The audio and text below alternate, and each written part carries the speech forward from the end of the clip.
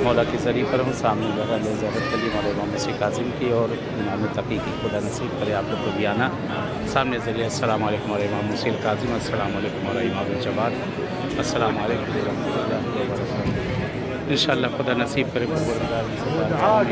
आप लोग को भी आना नसीब करे, तमाम ख़वाहिश को पूरी करे, तमाम मुश्किल तमाम परेशानियों को दूर करे मौला।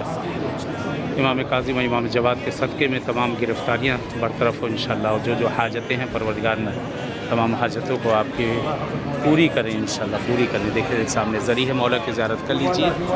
दुआ कर रहा हूँ या इस बारगाह में इंशाअल्लाह। अल्लाहुम्मा सल्लि अला मुहम्मद वअज्जिल फ़रजहुम, अल्लाहुम्मा सल्लि अला मुहम्मद।